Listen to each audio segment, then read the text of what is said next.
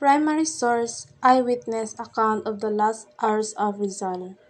Most Illorio Sir, the agent of the Cuerpo de Vigilancia Station, Fort Santiago, to report on the events during the day in prison of the accused Jose Rizal.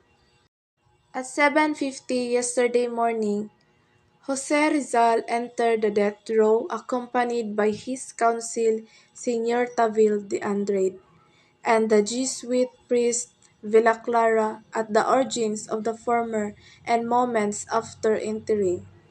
He was served a light breakfast.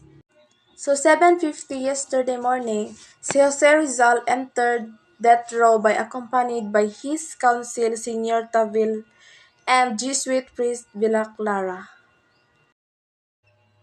At approximately 9, the assistant of the plaza, Señor Maori, asked Rizal if he wanted anything.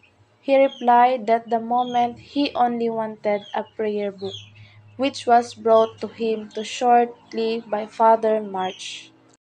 At 9, the assistant of the plaza, Señor Maori, asked to Rizal. Rizal replied he only wanted a prayer book. Señor Andrade left death row at 10 and Rizal spoke for a long while with the Jesuit fathers, March and Villaclara. Regarding religious matters, it appears that these two presented him with a prepared retraction on his life and deaths that he refused to sign. So, Señor Andrade left the death row at 10. So, Rizal spoke for a long while regarding religious matters. They argue about the matter until 12:30, when Rizal ate some poached egg and a little chicken. Afterwards, he asked to leave to write and wrote for a long time by him. 12:30, nikaon si Rizal og poached egg and a little chicken, and then he asked to leave to wrote by himself. 3 in the afternoon, Father March entered the chapel and Rizal handed him what he had written.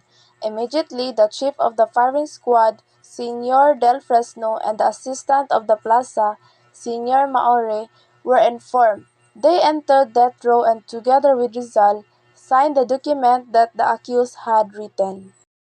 So, alas 3 sa hapon, Father March entered the chapel and Rizal, and the chief of firing squad, Señor Del Fresno, and the assistant of the plaza, Señor Maori, were informed.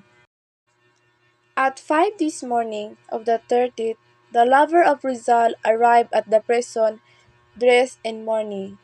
Only the former entered the chapel, followed by a military chaplain whose name I cannot ascertain. Donning his former clothes and aided by a soldier of the artillery, the nuptials of Rizal and the woman who had been his lover were performed at the point of death. In articulo, embracing him she left flooded with tears.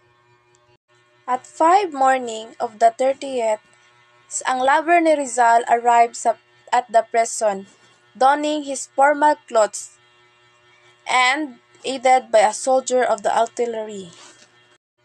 Nuptials of Rizal and the woman his lover, after embracing him, she left flooded with tears. The retraction of Rizal remains to this day a controversy.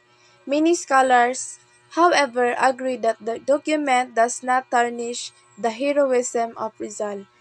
His relevance remains solidified to Filipinos and pushed them to continue the revolution, which eventually resulted in independence in 1998. Ang Rizal's retraction is still a source of academic today. O kita tanan agree that the paper does not diminish Rizal's valor, and its importance to the Filipinos was inspired them to continue, which ultimately in independence in 1898. In 1896, the Katipuneros decided to inform Rizal of their plans to launch the revolution and sent Pio Valenzuela to visit Rizal in Dapitan.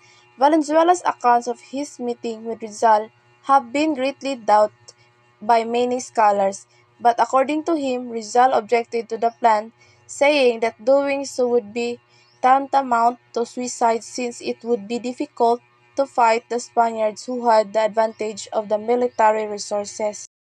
So Rizal's connection to Katipunan is clear. La Liga Filipina was Katipunan's forerunner organization. That Rizal formed this group, then the members Andres Bonifacio as a member, and La Liga Filipina was short-lived since Spaniards deported Rizal to Dapitan. Former members decided to form Katipunan after Rizal exile July 7, 1802.